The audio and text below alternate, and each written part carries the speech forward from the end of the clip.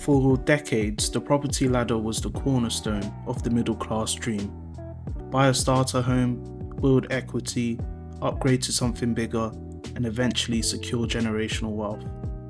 It wasn't just about having a roof over your head, it was a tried and true economic model that shaped entire societies.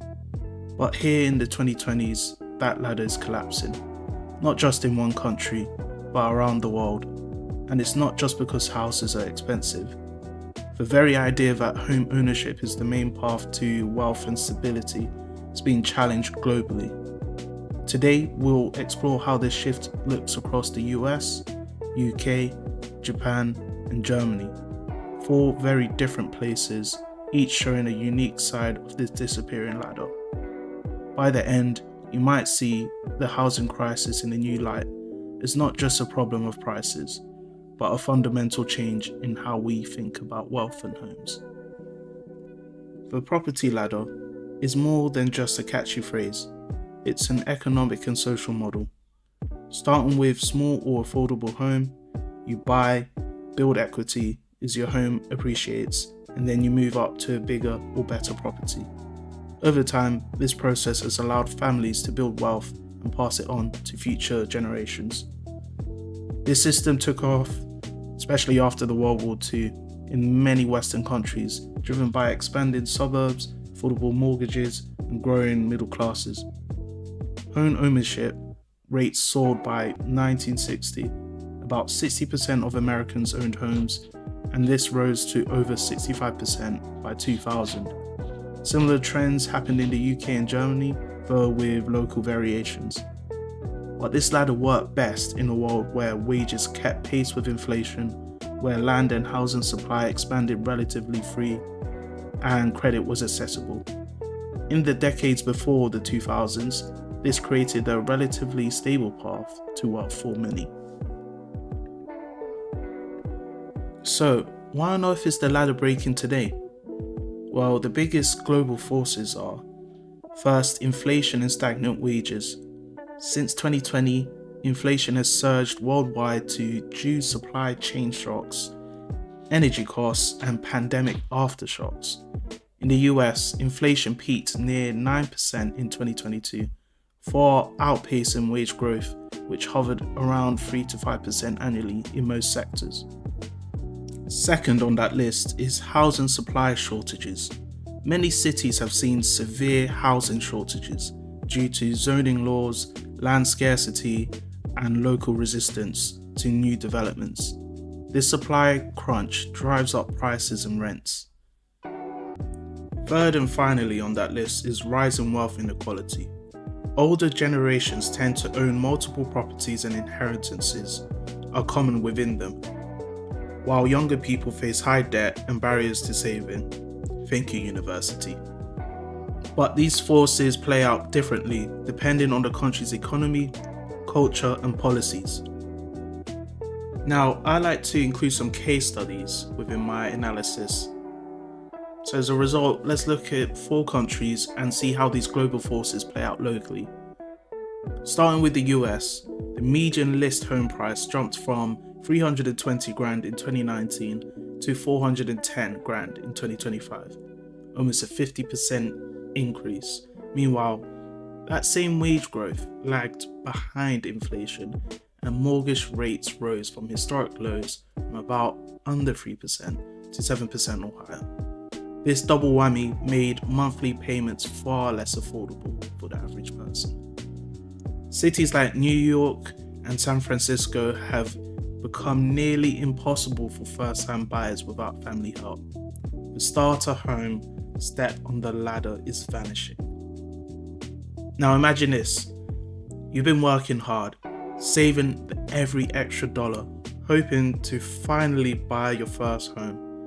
Maybe you've been eyeing that ideal starter home in your city or nearby suburb.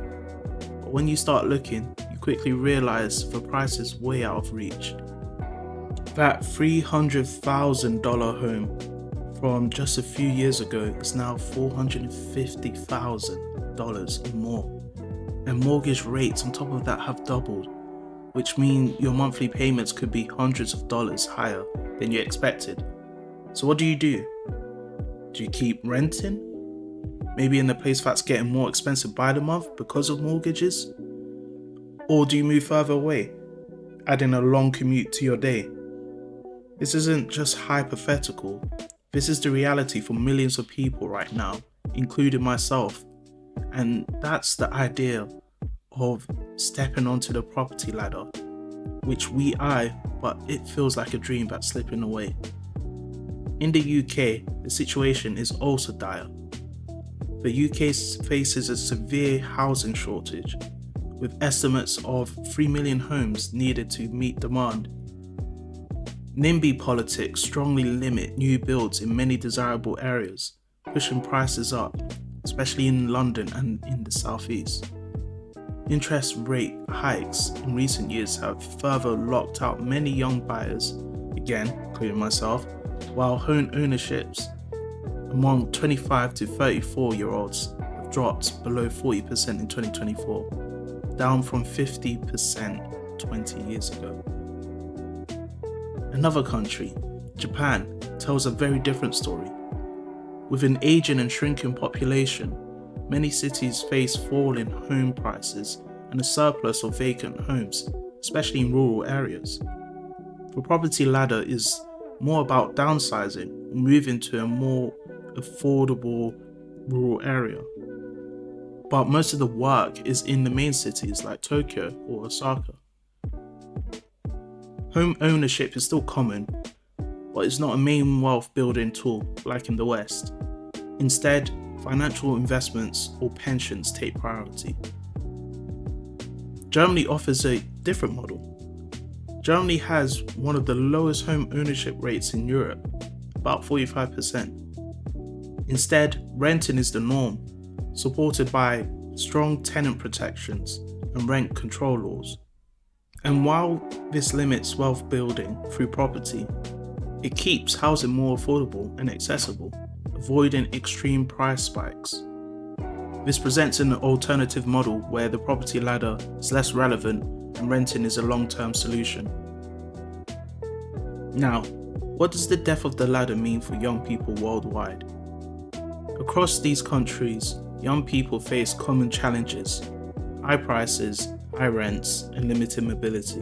The broken ladder means many cannot rely on buying their first home as a stepping stone.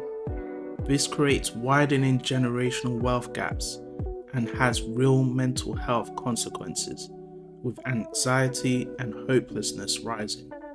But it also sparks new ideas: co-living spaces, shared ownership, community land trusts, and new financial products are emerging to fill in the gap. In Germany, long-term renting is normalized, and in Japan, smaller affordable homes and downsizing are becoming common. In the US and the UK, activists push for zoning reform and affordable housing investments. The property ladder, as we knew, may be dead, but new pathways to housing and wealth are starting to form. So, the death of the property ladder is a global trend, but with unique local faces. Understanding this helps us rethink not just how we get a home, but what wealth and stability means in the 21st century and for new generations. What does the housing reality look like where you live? What new ideas or models give you hope? Let me know in the comments. And if you found this deep dive helpful, hit that like button and subscribe for more global economic breakdowns. Thanks for watching, and I'll see you next time. Peace.